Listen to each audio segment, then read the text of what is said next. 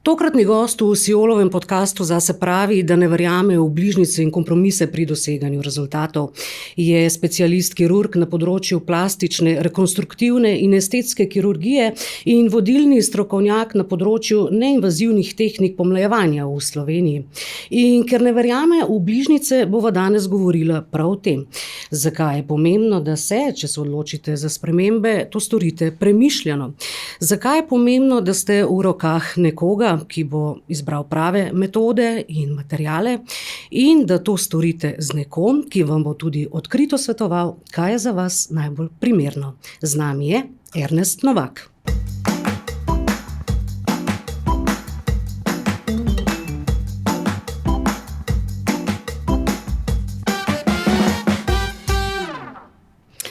Kaj po vašem določa lepoto? Lepo pozdravljeni, hvala za povabilo. Lepoto, če pogledamo tako zelo tehnično, določajo pač neke lastnosti telesa, obraza, če mi smo pač na področju estetske kirurgije in medicine. In te lastnosti morajo dati en tak prijeten občutek našemu vidu ali pa drugim občilom. To nam je potem lepo. Skratka, lastnosti določenega telesa, obraza. Ampak vsak človek je po svoje lep, ne? Seveda, zato pa je tisto, ki navdušuje vid in druge občutke. In to pa potem se vklopi subjektivna stran možganov, ki določajo, nekomu je všeč bolj okroglo, nekomu je bolj všeč podolgovato. To njega osebno, subjektivno osreči. Danes je seveda poskušajo lepoto zelo v nek ozek okvir spraviti, ampak jaz mislim, da to ni prav, Lepe stvari so različne, lepota je v različnosti, seveda obstajajo neke splošne lastnosti, splošne karakteristike, ampak ne za vse enake. Kdo so vaši pacienti? Je to nekdo, ki si res želi spremembe na sebi, bodi si zaradi samozavesti? Kakšna so ta nagnjenja? Verjetno si moraš tega res osebno zelo želeti, če greš v neke drastične spremembe, na primer. Moji pacienti so v glavnem prebivalci Slovenije različnih profilov, starostnih skupin. In v osnovi je res, da si to moraš želeti. Ne vem pa, če tako zelo močno želeti. To velja za nekatere primere ekstremnih stvari, ekstremnih preobrazb. Drugače pa je danes ta pogled na lepoto tako vsesplošen, da ljudje nekih izrazitih želja za to niti nimajo. Pač tako, kot si želiš lepo frizuro, biti lepo oblečen, biti všečen, si želiš biti tudi všečen, če recimo v glavnem je obraz tisto, kar najprej opazimo, ali pa, ker je današnja estetska kirurgija in medicina omogoča izjemno varne korekture, si želiš popraviti svojo postavo, trebuh, dojke in je precej dostopno in varno, zato ne rabiš neke hude želje in res strašnih odločitev v življenju. Mora biti pa zelo razumske. To pomeni, da se je treba najprej dobro pogovoriti, česa si posameznik želi, kaj mu svetujete ob tem, ali kdaj koga tudi zavrnete morda? To pomeni to, da se moraš odločiti sam, da se ne odločaš na podlagi mnenj drugih ali sugestij, ampak da je v tebi tisto tli, kar si želiš spremeniti. In seveda zelo veliko pacientov zavrnem. To ne pomeni zelo veliko, da jih je več tistih, ki zavrnem, ki jih ne, ampak več, kot bi pričakoval. En tak primer, recimo včasih pridete 2-3 prijateljici v ordinacijo in ena drugi reče, to moraš imeti, to moraš imeti. Ona pa ni prepričana v to. Jaz jo kar vidim.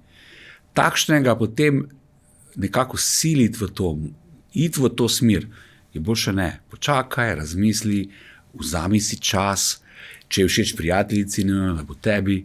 Tako da to so pacienti, ki jih ali zavrnemo, jih malce odložimo, in pa seveda pacienti, ki imajo popolnoma nerealne želje.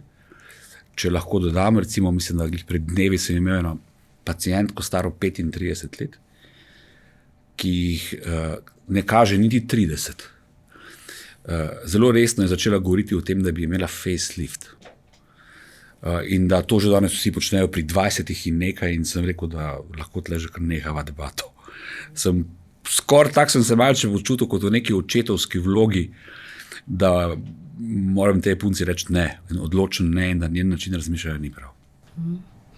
Torej, bi lahko rekla, da se morda marsikdo ali pa vsaj peščica ne odloča za take posege dovolj premišljeno, bodi si kirurške, bodi si estetske.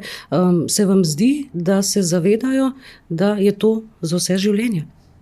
Ne. S pojavom družbenih omrežij je ta enostavnost odločitve in enostavnost podajanja v takšne stvari, ki so lahko doživljenjske, postala izjemno lahkotna in prelahkotna. In Instagram, TikTok in morda tudi Facebook so naredili kar nekaj slabega za te stvari, saj se ljudem zdi, kot da je to podobno, kot če greš kupiti čevlje, pač niso všeč, pa jih daš nazaj, pa jih vrneš ali pa jih nabaviš druge. Ampak že čevlji te lahko obžulijo, ne? Kaj šele bolj agresivni posegi, tudi če so samo z iglo. Stvari lahko gre zelo narobe. Tako da je treba tehtna odločitev, predvsem pa pogovor s pravim strokovnjakom. Kako pa poteka en tak pogovor, recimo pri vas v ordinaciji? Jaz običajno inzistiram naprej na nekem, temu rečem, posvetu, kjer najprej poslušam pacienta, kaj si želi, o čem razmišlja, in poskušam biti čim manj sugestibilen. Na to mu seveda sam povem, kaj si sam mislim o tem, ali kaj potrebuje, ali ne, in kakšen je moj pogled na to njegovo razmišljanje. In potem, ko že nekako se sfokusirava, kaj je tisto pravo, mu seveda v podrobnosti razložim. Kaj to pomeni danes, kaj pomeni jutri, kaj pomeni čez nekaj časa, kakšen rezultat lahko pričakuje, kaj lahko gre narobe, kakšne so alternative. In večinoma ob istem obisku naredimo takoj posega. Sam osebno si želim, da si ljudje vzamejo čas za razmislek, da se jim oblikujejo še dodatne vprašanja in da so res dobro informirani, ko se spustijo odločen poseg. Kdaj gre pri posegu lahko kaj narobe oziroma kaj je lahko nevarno? Že pred leti smo mediji poročali o nekem srbskem kirurgu, ki je v eni od hotelskih sob v Ljubljani ubrizgaval botoks za ugodnejše cene kot recimo pri nas. Vedo ljudje, kakšna so ta polnila in kako varna so pravzaprav? Na splošno so ljudje, po mojem mnenju, precej slabo informirani o tem, da so si polnila zelo različna. Samo polnilo s hialuronsko kislino je en zelo splošen izraz, tako kot da bi rekli avto. Imamo zelo različne avte, od majhnih, velikih, različnih znamk, bolj varnih, manj varnih, hitrejših, počasnejših. Enako je pri polnilih. Polnila so bolj mehka, bolj čvrsta, bolj elastična, bolj prečiščena, manj prečiščena, z daljšo tradicijo, bolj varna, in tako naprej. V vseh teh primerih, ki ste jih omenila, morda iniciranja v hotelskih sobah, maldene tudi v kleteh, gre v glavnem za izjemno cenene proizvode, ki so nepreizkušeni, in pacienti v bistvu sploh ne vedo, kaj bi bilo ubrizgano, tako da lahko gre precej stvari narobe, že samo pri iniciranju. Običajno so slabo podučeni, ne vedo, kaj se spuščajo, in kar nekaj takšnih pacientov zaide potem v mojo ordinacijo, po pomoč, drugo mnenje, na svet, kako in kaj naprej. Kaj pa gre lahko narobe konkretno? Kaj je to zatekanje obraza, alergije? Že povsem običajna stvar, kot je vnetje, kar v osnovi zelo enostavno nadziramo, pa če na drugi strani ekstreme, tudi smrt, alergična reakcija, nenadna, v neki hotelski sobi, kjer ni opremljena z antišokovnim kompletom, s kisikom, je neobvladljiva stvar. Tu govorimo o minutah, kjer je potrebno ukrepati. Tako da, če že odvzamemo to hudo stvar, ki je na srečo redka, lahko gre narobe že samo vnetje. Že to ni v primernih medicinskih prostorih, zvišuje verjetnost okužbe. In okužba ni samo to, da ti izteka gnoj iz mesta iniciranja. Najverjetneje ste slišali, da se po teh posegih pojavljajo bunkice, grudice, občasna zatekanja. Danes mislimo, da je za veliko teh primerov odgovorno blago vnetje, ki je vse skozi prisotno. In tako blago vnetje, ne da ima človek vročino, ne da potrebuje antibiotik takoj, ampak malo zateka, malo ne, so bunke. In verjetnost takšnih vnetij se zvišuje, kadar posegi niso opravljeni v primernih prostorih, ker lahko pride do kontaminacije, že ob samem iniciranju in pa seveda slabi materiali. Že tu je vse narobe. Omenili ste sterilno okolje, ampak ko odpreš splet, hialuronska kislina, ki ste omenili, je danes zelo popularna. Zdi se, da lahko si malo napolniš ustnice kar med malico, če želiš. Komu verjeti potem, kako preveriti, da boš v pravih rokah? To je res, o tem sem tudi prej govoril, ne? Ta lahkotnost teh posegov, kot da je to kot striženje, pa nočem biti kakorkoli slabšalen do tega dela, kako naj človek se odloči, kako in kaj. Kot prvo naj se prepriča, kam gre. Ali ima tak izvajalec sploh spletno stran za začetek, ali je ustrezno kvalificiran, ali je zdravnik. V Sloveniji lahko takšne posege izvajajo zgolj zdravniki. Kakšni so materiali? Jaz mislim, da je eden večjih problemov potem, ko pacienti pridejo k nekomu, tudi k meni, pa komorkoli drugega, da si ne upajo postavljati vseh vprašanj. Da jim je malo nerodno. Koliko teh posegov ste pa vi naredil? Nekdo, ki je na Instagramu in daje vtis, da je star 25 let, ta človek ima malo izkušenj, če ne druga. Lahko ima neko edukacijo, ima pa malo izkušenj in poleg edukacije za dobro in kvalitetno in varno delo potrebuješ tudi izkušnje, ki so neprecenljive in do katerih ni bližnjic. Ne? Čas je konstanta, ki ga ne moremo spreminjati. Tako da to je potrebno preveriti. Komu in kaj in potem postaviti vprašanja. Omenili ste, da marsikdo pride tudi k vam nazaj po nesrečenem posegu, bova rekla, jim je žal? Ja, nekaterim je žal. Eni lažejo sami sebi. Imel sem primer pacientke, ki je očitno imela slabo iniciranja polnila in je trdila, da nima nič.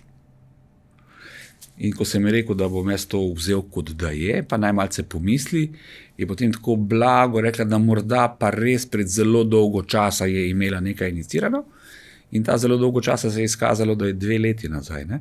Kar po mojem ni zelo dolgo časa. Nekateri si sami pred sabo zatiskajo oči, pred resnico in naša naloga je, da jim resnico pokažemo, da jim nalijemo čistega vina, kot se reče. In potem naredimo, kaj se da. Na družbenih omrežjih so številne skupine, kjer si izmenjujejo mnenja, izkušnje, svetujejo, kam naj kdo gre, če si želi kakšnega posega za ugodno ceno, še povrh, kako nevarno je lahko to? Jaz ne poznam veliko teh skupin, načeloma nimam nič proti temu, seveda pa laični nasveti lahko predstavljajo precejšnjo nevarnost, ne? In v takšnih skupinah so po moje vprašanja, kakšne vsadke naj si dam, okrogle ali kapljičaste, niso na mestu. Ne? To vpraša izbranega kirurga.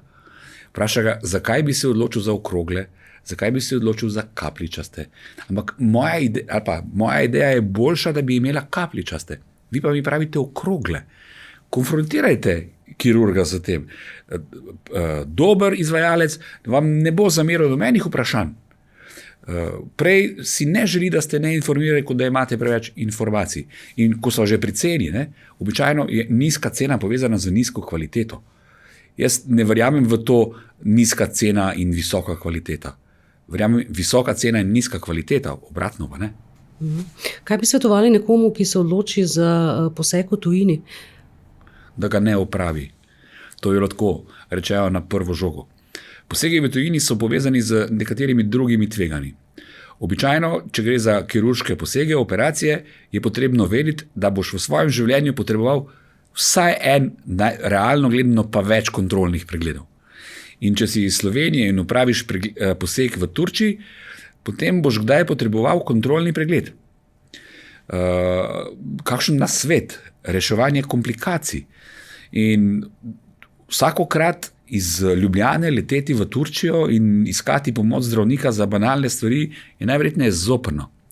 In običajno, ko si to vse skupaj sešteješ, vse te morebitne poti, zaplete, stroškovno ni bistvene razlike, ob tem, da se včasih, kar pa je druga stvar, spuščaš tudi v neznano. težko preveriš reference takšnega izvajalca. Jaz mislim, da je v Turčiji cel kup odličnih kirurgov in odličnih izvajalcev, ne pa vsi. Enako je v Sloveniji, enako je v Ameriki, kjerkoli na svetu. Naša naloga je, da pač pomislimo, kaj bo neka naša odločitev za operacijo v tujini prinesla za sabo. In po mojem mnenju večinoma veliko slabih stvari. In naj ne bo denar edino vodilo, kadar se odločamo za poseg v tujini. Smiselno se mi zdi, kadar je nekje v tujini res nekdo, ki res obvlada in je recimo on referenca za te stvari, potem greš pač k njemu, ker je, če hočete, edini na tem svetu, ki to zna. Čeprav takšnih ni, ne? Ampak je vsaj nekdo, ki ti ga je nekdo priporočil, ki mu zaupaš, v redu, super. Ampak vseeno dobro preveriti. Kar tako preko interneta, Instagramov, zadnje čase je na Instagramu, jaz ne vem, samo na mojem profilu ali povsod, res poplava nekih operacij, ki na prvi pogled zvenijo fantastično. Ampak če pa imaš malo izkušenj, pa vidiš, da so, oprostite, totalne oslarije, nestrokovno, brez razmišljanja, kaj bo čez leto, 2, 3.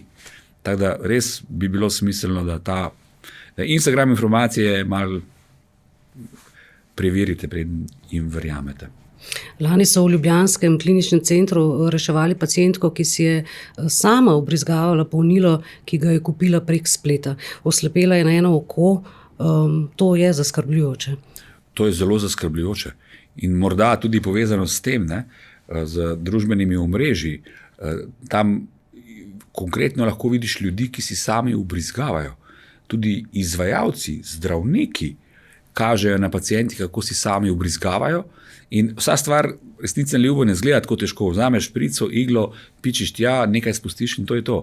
Ampak z razlogom so edukacije za zdravnika, za kirurga tako dolge. To so poljane znanj, ki jih je potrebno osvojiti, tudi za zelo enostavne stvari.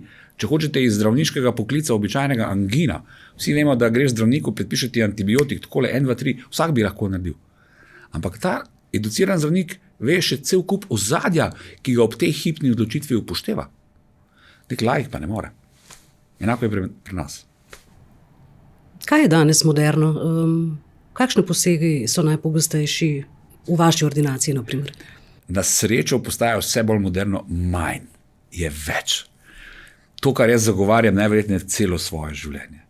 Mislim, da sem od nekdaj bil proti nekim ekstremnim povečavam ustnic, zadnjic, česarkoli, ali pa kakršnikoli ekstremnim posegom. Nekako to ni v moji naravi, da bi podpiral takšne stvari in zdi se mi, da v svetu na srečo stvari gredo v to smer, v umirjeno pomlajevanje, če temu lahko tako rečem, v oddaljevanje od teh ekstremnih ličnic, ekstremnih ustnic, ekstremnih dojk. In to me veseli po svoje. Prepričan sem tudi, da bo tehnologija omogočila in že veliko bolj dejansko pomlajevalne postopke in ne samo prikrivanje znakov starjenja. Recimo aplikacija Botoxa ni pomlajevalna metoda, je prikrivanje znakov staranja. Mi pa, saj jaz, kadar slišim pomlajevanje, si želim, da bi dejansko v našem telesu bilo več substanc, snovi, celic, ki zagotavljajo mladostnejšo kožo, kolagena, elastina, fibroblastov. In danes že imamo tehnologije, kot recimo Morpheus, pa tudi Dermapen, pa Sculptra, pa Skin Boosteri, ki v telesu sprožijo neke postopke, s katerimi dosežemo, lahko bi rekli, res efekte pomlajevanja, tudi na genskem nivoju. Recimo Sculptra celo aktivira neke gene, ki vodijo v preobrazbo v tiste fibroblaste oziroma tiste celice, ki bolj producirajo kolagen in manj tistih celic, ki ga razgrajujejo. Tako da je stvar precej kompleksna in po mojem bo čez nekaj let še vedno več takih metod. Je torej danes več teh neinvazivnih metod kot pa kirurških? Absolutno. Povsod po svetu je to. Koliko pa je še kirurgije pri vas, recimo? Pri meni osebno, tako čez prst 20%. Tako kot, mislim, da se nič kaj ne razlikuje kot drugje po svetu. Povsod po svetu je kirurški del v manjšini, je bistveno bolj radikalen, dosega zelo lepe rezultate. In enih stvari ne moreš drugače narediti. Recimo korekcija zgornjih vek korektna in do pacienta fair korekcija zgornjih vek je možna le z operacijo. Jaz vidim neke reklamiranje postopkov, kot je plazma pen in podobno. Ko gre v tem primeru, je okrevanje najverjetneje morda še daljše kot po operaciji, rezultat pa nekaj 10-krat manj očitno kot v operaciji. In tveganja so podobna, morda še večja. Zakaj bi se nekdo odločil za tak poseg, ki ima slabši rezultat, z nekimi tveganji, z enako dolgim okrevanjem? Ne vidim razloga. In tle je kirurgija na prvem mestu. Korekcija dojk. Ne obstaja teoretična možnost pomembnih, dobrih korekcij dojk v katerokoli smer in na katerokoli način. Pred leti so probali z vbrizgavanjem hialuronske kisline v dojke, da bi jih na ta način povečali. V teoriji zveni zelo enostavno. Vzameš brizgo, nabrizgaš 100 ml hialuronske kisline, dojke postane lepo napete, predvsem z kakšne manjše korekcije zveni super, greš takoj domov in to je to. Praktično, vsaj v teoriji, nobenih možnosti za komplikacije, za nekaj resnega, stvar se razgradi, zgine in pač to ponavljaš nedogled. Zelo hitro se je izkazalo, da je stvar zelo problematična in je opuščena. Niti ne pomišljamo več, da bi kaj takega delali.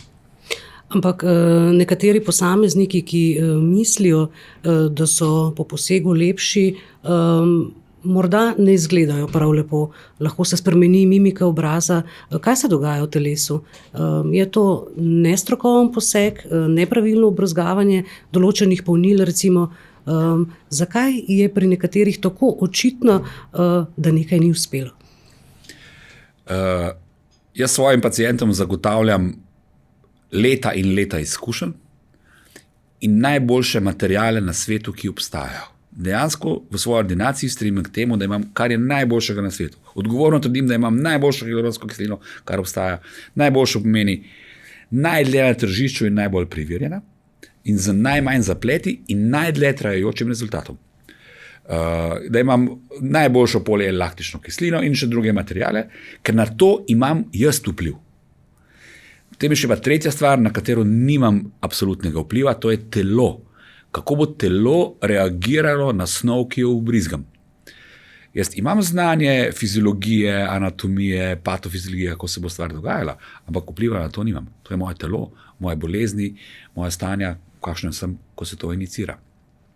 In če sta že prva dva faktorja pomanjkljiva, potem je velika večja verjetnost, da bo tudi tretji šel. In ko vidimo te spremenjene mimike obraza, so v glavnem posledica iniciranja prevelikih količin, če smo pri polnilih, in pa napačnih. Včasih vidimo kakšne, glavno gre za ženske, moški si redko vbrizgajo polnila v ustnice, ki komaj da govorijo in komaj da premikajo ustnice. Večinoma v teh primerih je stvar prevelikega iniciranja in pa nepravega polnila. V smislu ne dovolj velike elastičnosti. Ustnice so zelo premikajoč se del našega obraza in se premikajo in se raztegujejo in krčijo. In če to polnilo ne sledi zelo dobro tem premikom, potem je stvar zelo otrpla in zelo se težko premika in čudno nam zveni. Zato jaz v svoji ordinaciji imam 10 različnih polnil, ki so na voljo za različne indikacije. In nimam samo enega, ker en je odličen za ustnice, en je odličen za podočnjake, en je odličen za brado, en je odličen za površinske gube in potem na podlagi pregleda izberem, kaj najboljše. Ko ste že omenili moške, nič še nismo govorili o njih. Kako pogosto so moški vaši pacienti? Vedno več. Ja? Seveda smo tudi moški, čimer ni. Ne? In jih je bistveno manj, med 10 in 20%, recimo tako čez prst bi rekel. Ampak pridejo z podobnimi zahtevami, željami. Če sem iskren, ne, pa ne zato, ker sem moški, se mi zdi, da manj komplicirajo. Tudi je res, ne, da kakšna gubica, ki ostane pri moškem, je kvečemu prej šarmantna, kot pa želja po povsem zlikanem obrazu. Drugač pa ja, moški imamo podobne želje kot ženske. Se vam zdi, da se ljudje bolj kot kadarkoli prej danes ukvarjajo s svojim videzom? Kako bodo ugajali drugim? Ja. Mislim, da ja. Čeprav je človek že od nekdaj želel dobro izgledati, ne? Ampak danes je to spoznanje o tem, da je videz zelo pomemben, bistveno bolj razširjeno. Ne? Lepši ljudje dobijo boljše službe, lepši ljudje imajo boljšo plačo, lepši ljudje dobijo manjše kazni na sodišču, če hočete. In še cel kup drugih stvari povezanih z lepoto. Ne? In hočemo ali nočemo, nas to bombardirajo na vsakem koraku. In naloga družbe, naloga staršev, naloga šol pa je ta, da ljudem, že otrokom, že mladostnikom predstavijo še drugo plat medalje. Ne? Da eno je lepota, drugo je pa privlačnost. Ampak vendarle se boste verjetno strinjali, naj bo to lastna odločitev, naj ugajamo sebi in ne drugim partnerju morda. Nujno. To mora biti izključno naša odločitev.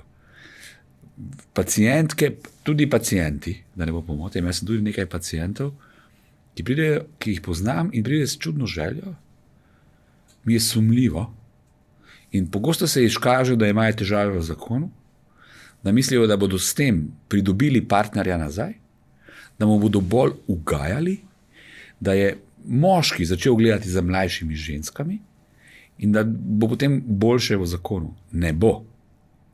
Garantirano ne bo.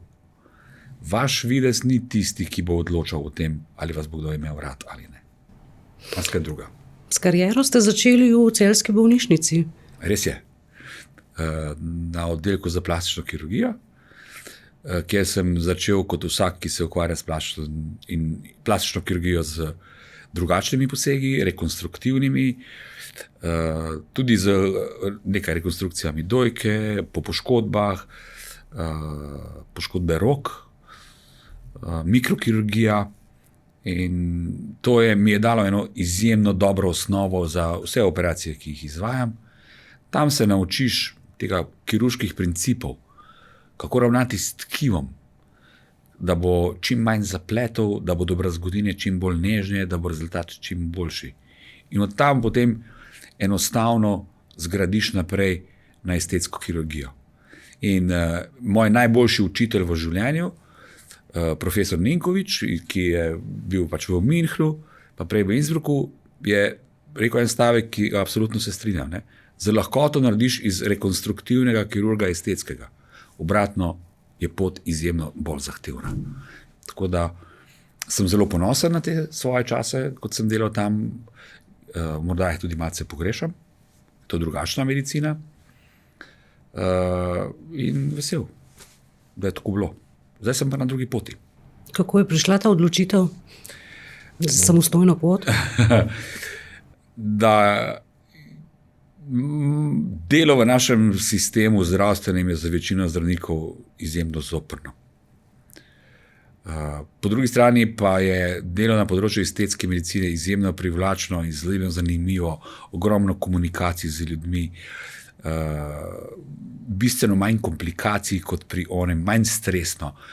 V rekonstruktivni kirurgiji pogosto operaš bolne ljudi, ki imajo pridružene bolezni, komplikacij je več. Tukaj pa so stvari na ta način morda tehnično kirurško gledano bolj enostavne, manj stresne. In v življenju sem si želel eliminirati stres in se ukvarjati z nečim, kar me res zanima. In zato sem se pa odločil, da dam odpoved v bolnišnici in se izključno posvetim temu. Imate dobro ekipo? Odlično. Imam odlično ekipo. Mislim, da vsi uživamo v tem, kar delamo, to, kar si tudi želim. Večkrat v šali rečem, nikoli ne bom šel v penzijo.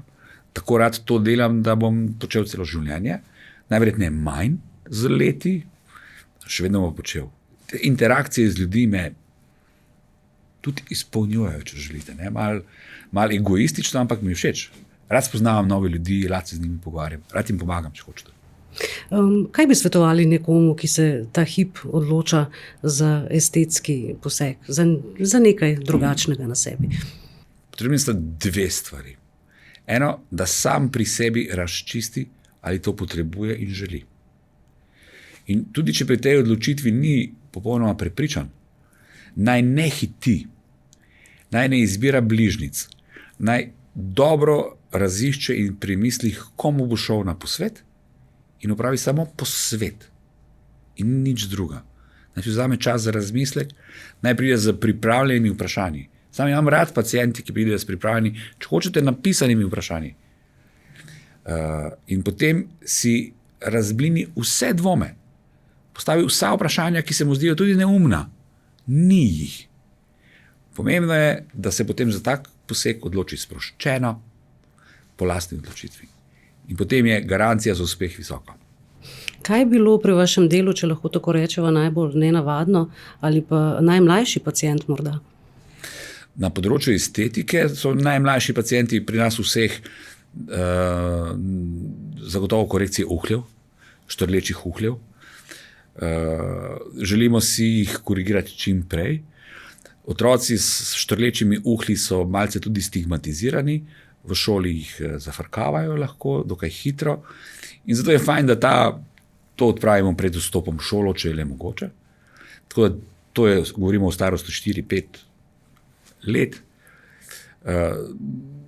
Dočim, če pa govorimo o bolj estetskih operacijah, kot si jih predstavljamo, dojke in podobno, so to najstnice. Od takih, ki sem jih pri 15-16 zavrnil, ker so bile popolnoma še nedozorele in je bila njihova želja fikcija, v enem primeru celo želja mame, ki je svojo hči pripeljala pri 15 na korekcijo dojk. Do tega, da sem 16-letnico operiral, ji zmanjšal očitno prevelike dojke, ki so jo motile pri njeni športni aktivnosti. To je bila punca, ki je bila fizično zagotovo povsem že ženska. Ni bilo pričakovati več sprememb na njenih dojkah. In ob tej razumski želji, da si zmanjša to breme, ki ga nosi, sem seveda tudi brez zadržkov pri njej naredil operacijo pri 16, no skoraj je bila že 17 let. In povratna informacija je bila odlična, ona je bila zelo vesela potem. Najbolj nenavadne želje? Marsikakšne. V glavnem so nenavadne želje če govorimo po velikosti dojk. Ne? In tle sem izjemno previden in jim zelo podrobno želim in plastično pokazati in razjasniti, da večje dojke je več težav. Veliko velike dojke je ogromno težav, zelo velike dojke je ogromno težav in ne siliti v to, celo poskušam jih odvrniti v časa takega. Najbolj drugače pa nenavadne želje so pa povezane z Instagramom. Ne? To sem videla, tam on dela, ful dobro zgleda. In ko jih povprašam, ali ste videli koga potem 3 mesece kasneje?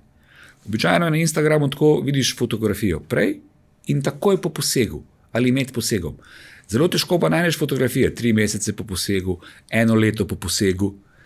To so realne rezultate, realne slike potem. Ne tisto takoj po operaciji. Običajno se po posegih telo spreminja, celjenje, zmanjšuje se oteklina, modrica. Proces celjenja je precej zapleten. In potem pokažejo fotografije pa postopke korekcij, ki so na instantni način narejene in potem pacienti pridejo k meni, sem videla, da on tam to dela. Ali pa tam pa vsi to delajo. Kot prvo, niti jaz ne vem, če vsi to delajo. Ki se nekako malo bolj spoznam, tako da ne delajo vsi to. To so take nenavadne želje. Zakaj imajo nekatere ženske po odstranitvi dojk, ko govoriva po prebolelem raku, recimo, težave, če si dajo vsadke? Marsikatera pravi, če bi to vedela, prej tega nikoli ne bi storila. Jaz nimam zelo veliko izkušenj z tovrstnimi posegi. Tako da problem rekonstrukcije z vsadki, samo z vsadki, je v tem, da je običajno premalo mehkega tkiva, ki bi ta vsadek lepo prikril. In zato je potem ta vsadek res bolj pomemben tujek, kot kadar povečujemo dojke, samo da delno korigiramo volumen. In je ta vsadek seveda bistveno bolj pritiska na rebra, večji pritisk vrši na druga tkiva, mišice, kožo. In zato rekonstrukcija z vsadki pogosto ni najboljša odločitev. Izjemno dobre so rekonstrukcije za teleso lastnim tkivom, recimo, da se odzame na spodnjem delu trebuha.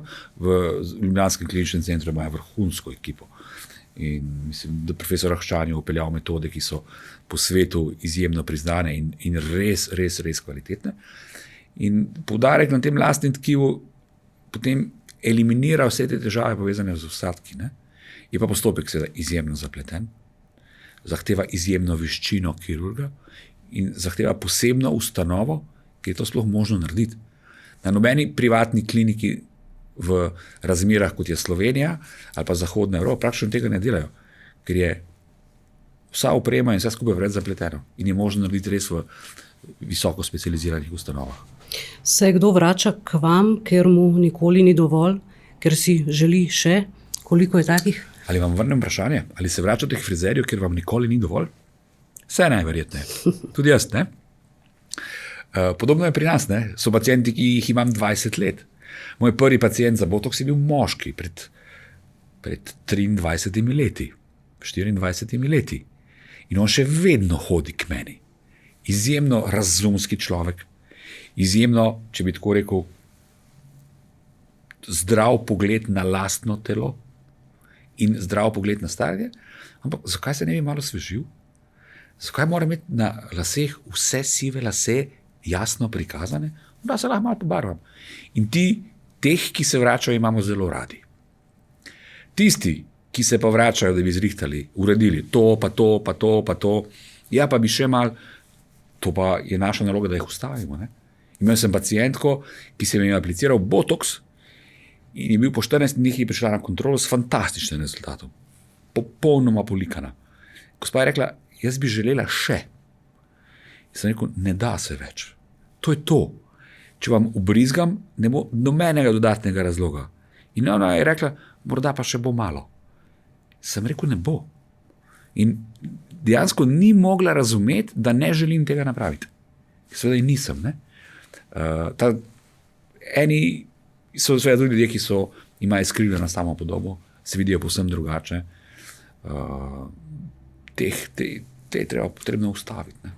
Skratka, neka meja vendarle je. Ne? Ja, naloga dobrega izvajalca, da jo zna potegniti. Ste pri svojem delu tudi malo psihologa? Mislim, da vedno več in zelo veliko. Ne želim si dajati kreditov, da imam karkoli pojma o psihologiji, ki je izjemno zahtevna veja znanosti. Moram pa seveda znati oceniti tudi takšne stvari, kot je želja po všečnosti drugemu, ne? Tako kot sem prej omenil, mož, partner, partnerka, relacije, tudi problemi s staranjem. Vedno več ljudi si težko sprijazni, da nikoli več ne bo star 20 let. To ni nič slabega, večjemu dobro. Če skleneva tam, kjer sva začela, ne ubirate bližnjic, bi to svetovali tudi drugim, naj jih ne? Absolutno. Včasih so v življenju bližnjice dobre, ampak pri zahtevnih stvarih pa ne. In estetska medicina kirurgija je zahtevna stvar, je poseg v telo. Vzemite si čas, dobro razmislite in naj bo odločitev res tehtna. Hvala za pogovor. Hvala za povabilo. Z vami sem bila Nataša Repoš.